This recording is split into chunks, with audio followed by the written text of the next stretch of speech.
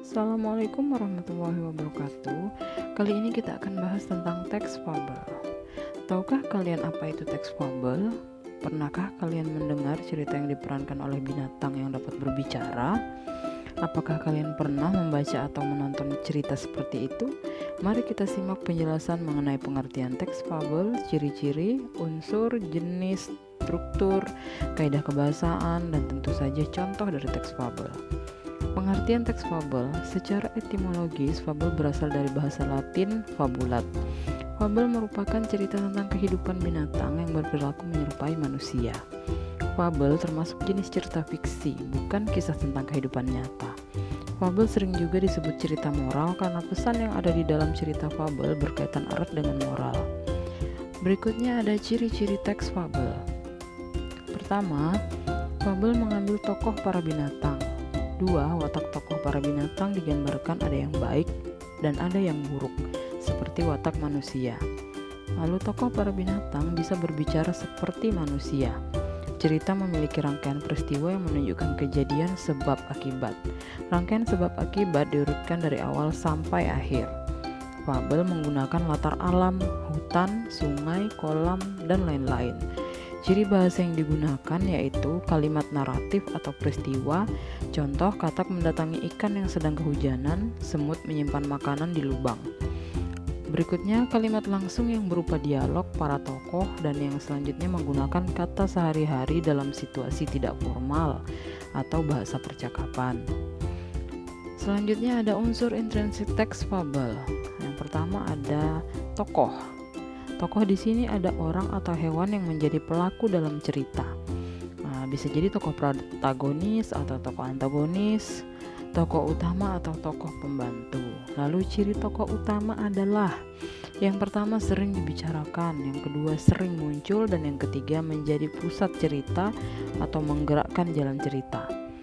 Tokoh pembantu adalah tokoh tambahan. Lalu berikutnya ada penokohan.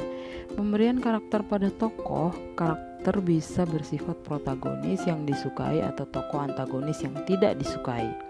Watak tokoh dapat disimpulkan dari penggambaran fisik, penggambaran tindakan tokoh, dialog tokoh, monolog, atau komentar atau narasi penulis terhadap tokoh. Unsur berikutnya ada setting atau latar, adalah tempat dan waktu kejadian serta suasana dalam cerita. Ada 3 jenis latar, yaitu latar tempat, latar waktu, dan latar sosial. Unsur berikutnya adalah tema, gagasan yang mendasari cerita. Tema dapat ditemukan dari kalimat kunci yang diungkapkan tokoh atau penyimpulan keseluruhan peristiwa sebab akibat pada cerita. Selanjutnya unsurnya adalah amanat, adalah pesan yang disampaikan penulis secara tidak langsung. Amanat disimpulkan dari sikap penulis terhadap permasalahan yang diangkat pada cerita. Selanjutnya ada jenis teks fabel. Ada 2 jenis teks fabel, yaitu fabel alami.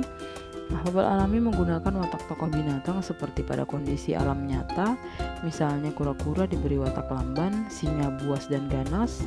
Selain itu, fabel alami menggunakan alam sebagai latar, contoh seperti hutan, sungai, kolam, dan lain sebagainya. Fabel adaptasi adalah fabel yang memberikan watak tokoh dengan mengubah watak aslinya pada dunia nyata dan menggunakan tempat-tempat lain sebagai latar. Contoh di rumah, di jalan raya, misalnya landak yang pemalu berulang tahun di rumah makan. Struktur teks fabel. 1. Ada orientasi, bagian awal dari suatu cerita yang berisi pengenalan tokoh, latar, tempat, dan waktu. 2. Komplikasi. Konflik atau permasalahan antara satu dengan tokoh yang lain. Komplikasi menuju klimaks. Resolusi, bagian yang berisi pemecahan masalah. Lalu yang terakhir ada koda, boleh ada boleh tidak. Bagian terakhir fabel yang berisi perubahan yang terjadi pada tokoh dan pelajaran yang dapat dipetik dari cerita tersebut. Selanjutnya ada kaidah kebahasaan teks fabel. 1. Ada kata kerja. 2. Penggunaan kata sandang, si dan sang. Penggunaan kata keterangan tempat dan waktu. Keempat, menggunakan kata hubung lalu, kemudian, dan akhirnya. Kelima, kalimat langsung dan kalimat tidak langsung. Keenam, penulisan kata seru. Ketujuh, konjungsi atau kata hubung. Dan kedelapan, ada kata depan. Berikutnya ada contoh teks fabel beserta strukturnya. Fabel yang berjudul Gajah yang Baik Hati. Bagian orientasi. Siang hari itu suasana di hutan sangat terik. Tempat tinggal si kancil, gajah, dan lainnya seakan terbakar. Kancil kehausan, dia berjalan-jalan mencari air.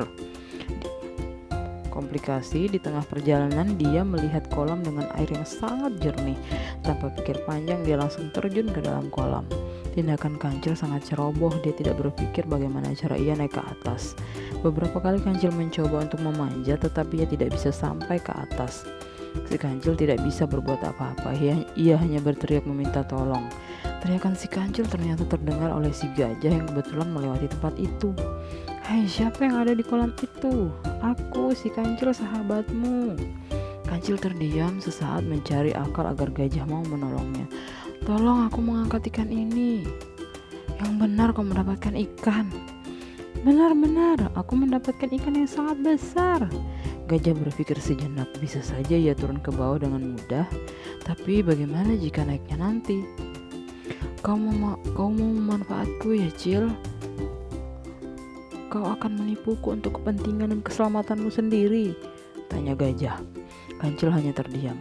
"Sekali-kali kamu harus diberi pelajaran," kata gajah sambil meninggalkan tempat itu. Bagian klimaks, gajah tidak mendengarkan teriakan kancil. Kancil mulai putus asa. Semakin lama berada di tempat itu, kancil mulai merasa kedinginan. Hingga menjelang sore tidak ada seekor binatang yang mendengar teriakannya. "Duh, gawat, aku benar-benar akan kaku di tempat ini." Dia berpikir, apa ini karena karma? Dia sering menjahili teman-temannya. Bagian resolusi, tidak lama tiba-tiba gajah muncul lagi. Kancil meminta tolong kembali. "Bagaimana, Cil? Tolong aku berjanji tidak akan iseng lagi." "Janji?" gajah menekankan. "Sekarang apakah kamu sudah sadar dan akan berjanji tidak akan menipu, jahil, iseng, dan perbuatan yang merugikan binatang lain?" "Benar, Pak Gajah, saya benar-benar berjanji." Gajah menjulurkan gelainya yang panjang untuk menangkap kancil dan mengangkatnya ke atas. Begitu sampai di atas, kancil berkata, "Terima kasih, Pak Gajah, saya tidak akan pernah melupakan kebaikanmu ini." Bagian koda, sejak itu kancil menjadi binatang yang sangat baik. Ia tidak lagi berbuat iseng seperti yang pernah ia lakukan pada beruang dan binatang-binatang yang lainnya. Memang kita harus berhati-hati kalau bertindak, jika tidak, hati-hati akan celaka. Jika kita hati-hati, kita akan selamat, bahkan bisa menyelamatkan orang lain. Bagaimana? Apakah kalian sudah mengerti?